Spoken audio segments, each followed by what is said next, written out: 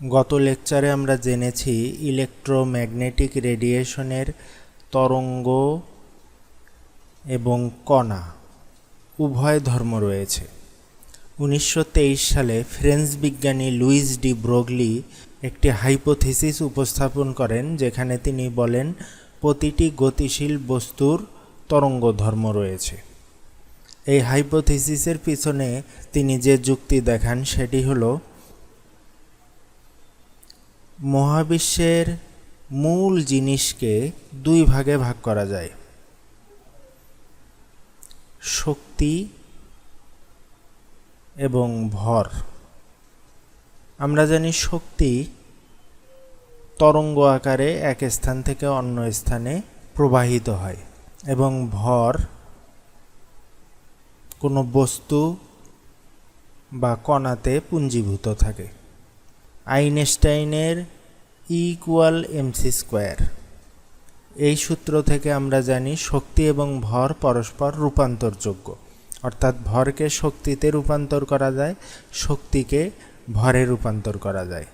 প্লাঙ্কের quantum তত্ত্ব থেকে আমরা জানি শক্তি কণা আকারেও এক স্থান থেকে অন্য স্থানে প্রবাহিত হতে পারে।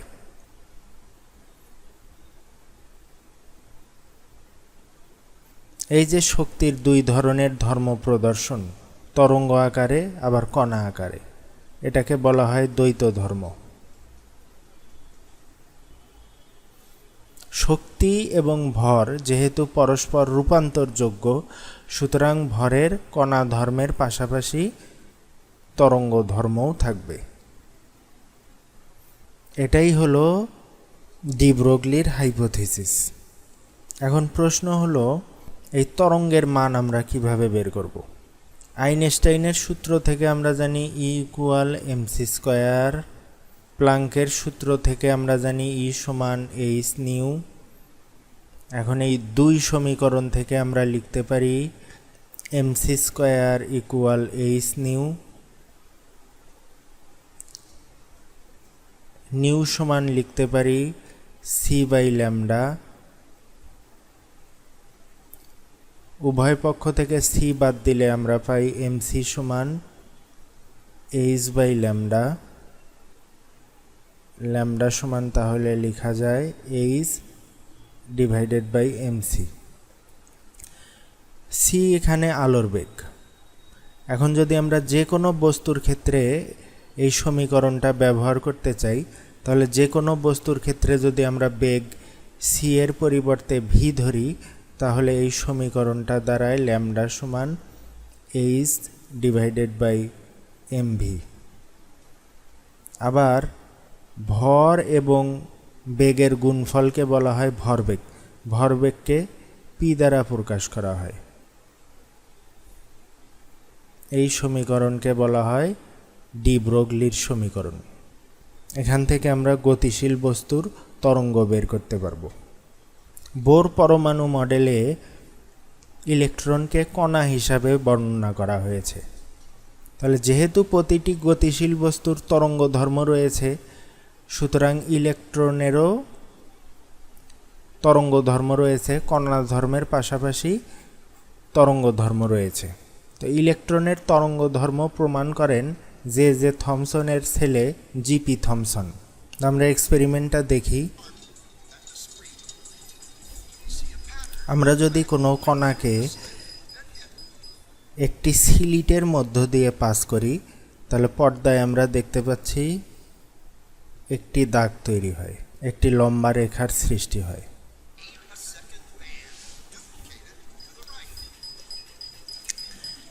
এবার যদি ওই কণাকে দুটি স্লিটের মধ্য দিয়ে, এখানে আমরা দেখতে পাচ্ছি দুটি স্লিটের মধ্য দিয়ে যদি পাস করানো হয়, তাহলে আমরা পর্দায় দুইটি রেখা দেখতে পাচ্ছি। একটি স্লিটের মধ্যে দিয়ে কোনো কণাধর্মী পদার্থকে পাস করলে একটি রেখা পাওয়া যায়, দুটি স্লিটের মধ্য দিয়ে পাস করলে দুটি রেখা পাওয়া যায়। এবার আমরা তরঙ্গ পাস করলাম, একটি স্লিটের মধ্য দিয়ে তরঙ্গকে পাস করা হলো।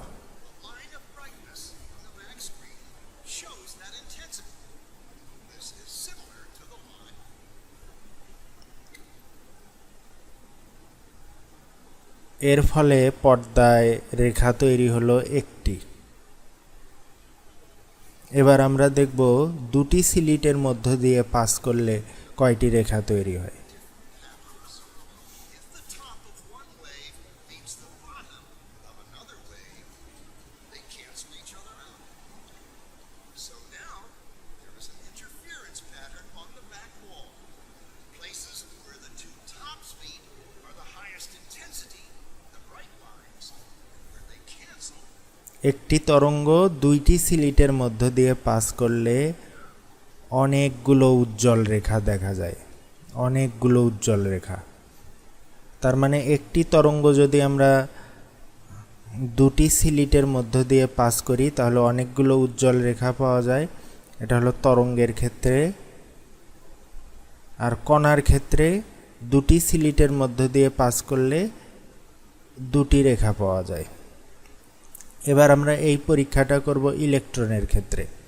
যদি আমরা বাম পাশের রেখার মতো পাই তাহলে বুঝবো ইলেকট্রনের তরঙ্গ ধর্ম আছে, আর যদি মাত্র দুটি রেখা পাই তাহলে বুঝবো ইলেকট্রনের তরঙ্গ ধর্ম নেই। tiny bits of matter. We get a pattern like waves, not like little marbles. How? How could pieces of matter create an interference pattern like a wave? এই পরীক্ষাটি করেন জে থমসনের ছেলে জিপি থমসন।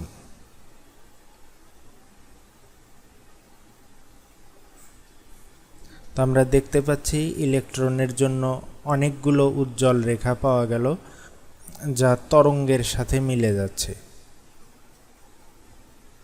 এটা হলো ইলেকট্রনের। সুতরাং ইলেকট্রন তরঙ্গধর্মী। ইলেকট্রন যদি তরঙ্গধর্মী হয়ে থাকে তাহলে বোর পরমাণু মডেলে যে কল্পনা করা হয়েছে ইলেকট্রন কণা আকারে বৃত্তাকার পথে নিউক্লিয়াসকে প্রদক্ষিণ করে, এটা সঠিক নয়। বরং ইলেকট্রন বৃত্তাকার পথে তরঙ্গায়িত হয়। এই ডি ব্রোগলির হাইপোথিসিস অনুযায়ী ইলেকট্রন বৃত্তাকার পথে তরঙ্গায়িত হয়। এবার আমরা বোর কক্ষপথে আবর্তনশীল ইলেকট্রনের তরঙ্গ সংখ্যা নির্ণয় করব। অর্থাৎ ঘূর্ণায়মান ইলেকট্রন কোনো কক্ষপথে ঘোরার সময় কতটি তরঙ্গ উৎপন্ন করে। বোর মডেল থেকে আমরা জানি ইলেকট্রনের কৌণিক ভরবেগ mvr সমান nh divided by twice pi. ডি ব্রোগলির সমীকরণ থেকে আমরা পাই ল্যামডা সমান h ডিভাইডেড বাই mv। এখান থেকে আমরা লিখতে পারি mv সমান nh divided by twice pi r. এখন এই mv এর মান এখানে বসিয়ে পাই h গুণন twice pi r divided by nh। তাহলে h কেটে গেল। এখান থেকে আমরা লিখতে পারি n ল্যামডা সমান টয়েস পাই আর। এখানে টয়েস পাই আর হলো কক্ষপথের পরিধি, ল্যামডা হলো ওই কক্ষপথে যে তরঙ্গগুলো উৎপন্ন হয় তাদের তরঙ্গ দৈর্ঘ্য, আর n হলো কততম কক্ষপথ, প্রথম কক্ষপথ, দ্বিতীয় কক্ষপথ না তৃতীয় কক্ষপথ। n সমান যদি 1 হয় তাহলে টয়েস পাই আর সমান ল্যামডা। n সমান যদি 2 হয় তাহলে টয়েস পাই আর সমান 2 ল্যামডা। একটি ল্যামডা মানে একটি তরঙ্গ উৎপন্ন হয়। একটি ল্যামডা মানে বৃত্তাকার কক্ষপথে ওই কক্ষপথে একটি তরঙ্গ উৎপন্ন হয়। 2 ল্যামডা মানে ওই কক্ষপথে দুটি তরঙ্গ উৎপন্ন হয়। আচ্ছা, একটি তরঙ্গকে আমরা এইভাবে দেখাতে পারি,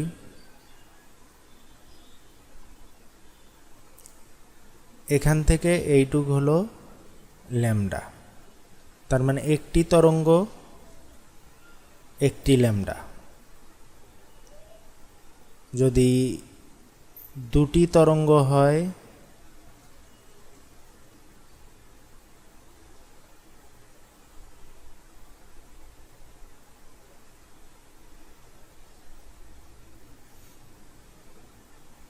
তার মানে দুটি ল্যামডা, এখানে একটি ল্যামডা,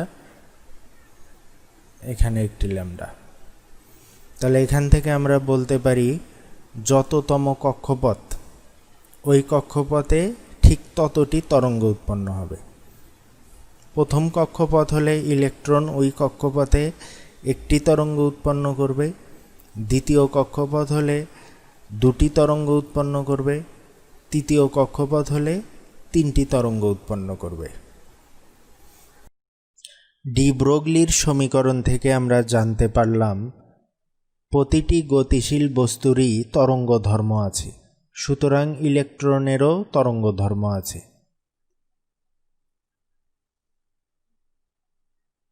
ইলেকট্রনের কণা ধর্ম তো আছেই, তার সাথে তরঙ্গ ধর্মও আছে, অর্থাৎ ইলেকট্রন দ্বৈত ধর্ম প্রদর্শন করে। এই তরঙ্গ ধর্ম দৃশ্যমান বস্তুর ক্ষেত্রে গুরুত্বপূর্ণ না হলেও অদৃশ্য বস্তুর ধর্ম ব্যাখ্যায় অত্যন্ত গুরুত্বপূর্ণ।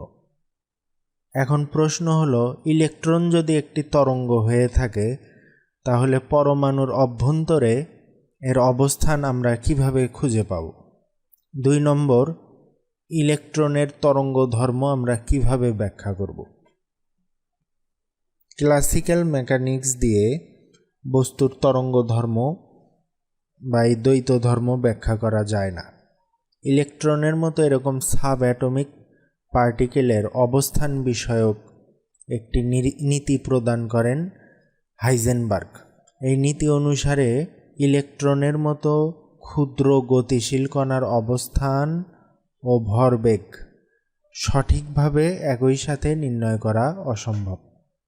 অর্থাৎ যেসব কণার সাথে তরঙ্গ ধর্ম আছে সেক্ষেত্রে ওই কণার অবস্থান ও ভরবেগ সঠিকভাবে একই সাথে নির্ণয় করা অসম্ভব। যেসব বস্তু দেখা যায়, যেমন এই ব্যক্তিকে দেখা যাচ্ছে, এর অবস্থান এবং ইনি যদি গতিশীল অবস্থায় থাকেন তাহলে এনার অবস্থান এবং ভরবেগ আমরা নিউটনের সূত্র দিয়ে সঠিকভাবে একই সাথে নির্ণয় করতে পারবো। কিন্তু কোনো কণা যদি তরঙ্গের মতো আচরণ করে, যেমন এই ব্যক্তিকেই যদি আমরা তরঙ্গ রূপে দেখি, এই তরঙ্গ দেখে বোঝার উপায় নেই এনার সঠিক অবস্থান কোথায়। অর্থাৎ অবস্থানের মধ্যে অনিশ্চয়তা দেখা গেল। অবস্থান নির্ণয় না করতে পারলেও আমরা ভরবেগ নির্ণয় করতে পারব। ডি ব্রোগলির সমীকরণ থেকে আমরা জানি ল্যামডা সমান h/p। আমাদের যদি এই তরঙ্গে, যে তরঙ্গটা আমরা এখানে দেখতে পাচ্ছি, এটার যদি ল্যামডার মান জানা থাকে তাহলে আমরা ভরবেগ সঠিকভাবে নির্ণয় করতে পারব। কিন্তু অবস্থান কোথায় আছে এটা বলতে পারবো না, অর্থাৎ অবস্থানে অনিশ্চয়তা দেখা দেবে। এখন যদি আমরা অবস্থান সুনির্দিষ্টভাবে নির্ণয় করতে চাই তাহলে এই তরঙ্গকে আমাদের লোকালাইজড করতে হবে, অর্থাৎ একটা ক্ষুদ্র জায়গার মধ্যে এভাবে নিয়ে আসতে হবে।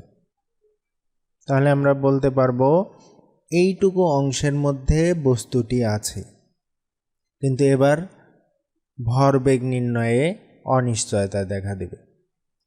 এই ধরনের লোকালাইজড তরঙ্গ অনেকগুলো তরঙ্গের সমন্বয়ে গঠিত হয়। যেমন আমরা ধরে নিলাম এটা একটা তরঙ্গ,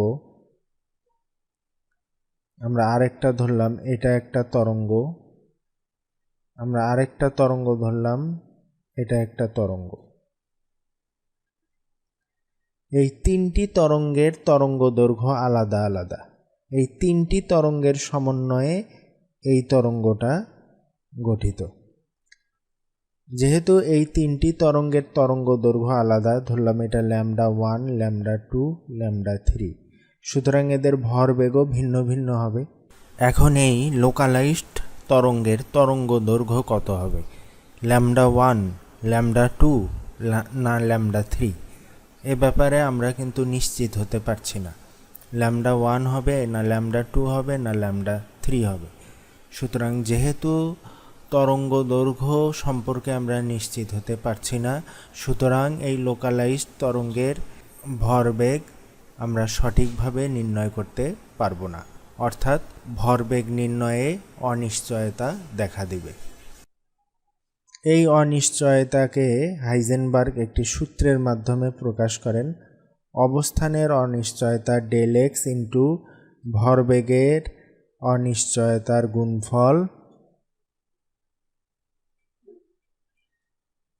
h/4π থেকে বড় বা এর সমান। তো হাইজেনবার্গের অনিশ্চয়তা নীতির মাধ্যমে আমরা জানতে পারলাম ইলেকট্রনের মতো অদৃশ্য ক্ষুদ্র কণার অবস্থান সঠিক এবং সুনির্দিষ্টভাবে নির্ণয় করা সম্ভব নয়। তাহলে আমরা ইলেকট্রনকে কিভাবে খুঁজে পাব, তার অবস্থান কিভাবে নির্ণয় করব? ইলেকট্রনের তরঙ্গ ধর্ম ব্যাখ্যায় অস্ট্রিয়ান বিজ্ঞানী শ্রোডিঞ্জার একটি সমীকরণ প্রদান করেন। এটাকে বলে সাই ইকুয়াল ই সাই। এই এইচকে বলা হয় হ্যামিল্টনিয়ান অপারেটর। এই হ্যামিল্টনিয়ান অপারেটর একটি সিস্টেমের মোট শক্তির পরিমাণকে নির্দেশ করে।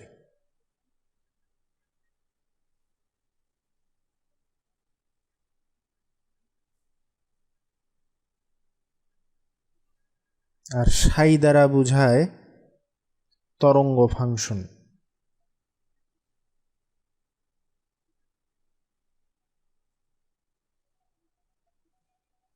কমপ্লেক্স অ্যালজেব্রা এবং অ্যাডভান্স ক্যালকুলাসের সাহায্যে এই শ্রোডিঞ্জারের সমীকরণ সমাধান করা যায়। এই শ্রোডিঞ্জারের সমীকরণ সমাধান করলে আমরা সাইয়ের মান পাই।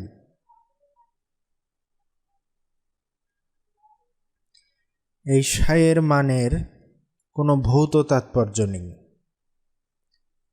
তবে এই সাইয়ের মানকে যদি আমরা বর্গ করি, এই সাই স্কোয়ারের মানের ভৌত তাৎপর্য আছে।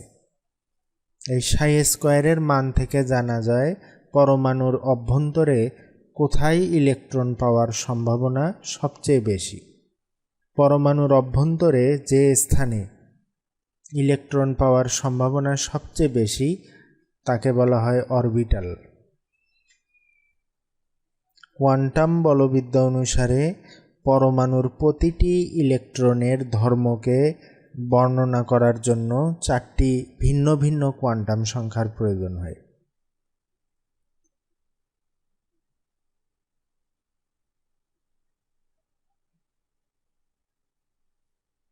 এদেরকে এন, এল, এম এবং এস দ্বারা চিহ্নিত করা হয়, যার মধ্যে 3টি কোয়ান্টাম সংখ্যা, এই প্রথম 3টি কোয়ান্টাম সংখ্যা ইলেকট্রনের তরঙ্গ ফাংশন সাই নির্দেশ করে।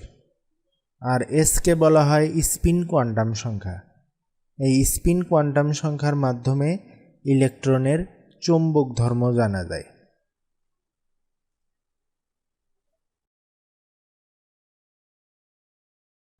এবার আমরা ওয়েভ মেকানিক্যাল মডেলের গুরুত্বপূর্ণ কিছু পয়েন্ট দেখে নেই। ওয়েভ মেকানিক্যাল মডেলে ইলেকট্রনকে তরঙ্গ হিসেবে ধরা হয়। 2 নম্বর পয়েন্ট, ইলেকট্রনের অবস্থান এবং ভরবেগ একই সাথে নির্ণয় করা অসম্ভব। ইলেকট্রনের তরঙ্গকে প্রকাশ করার জন্য ওয়েভ ফাংশন সাই ব্যবহার করা হয়। সাইয়ের কোনো ভৌত তাৎপর্য নেই, তবে সাই স্কোয়ার পরমাণুর অভ্যন্তরে কোন স্থানে ইলেকট্রন পাওয়ার সম্ভাবনা সবচেয়ে বেশি তা নির্দেশ করে। পরমাণুর অভ্যন্তরে যে স্থানে ইলেকট্রন পাওয়ার সম্ভাবনা সবচেয়ে বেশি, অর্থাৎ যেখানে সম্ভাবনা প্রায় 90 থেকে 95%, ওই অঞ্চলকে অরবিটাল বা ইলেকট্রন ক্লাউড বলে। এজন্য ওয়েভ মেকানিক্যাল মডেলের অপর নাম ইলেকট্রন ক্লাউড মডেল। এই মডেল অনুযায়ী পরমাণুর কেন্দ্রে নিউক্লিয়াস থাকে, এখানে নিউক্লিয়াস থাকে এবং নিউক্লিয়াসকে কেন্দ্র করে ইলেকট্রন মেঘের মতো তরঙ্গ আকারে ঘুরতে থাকে।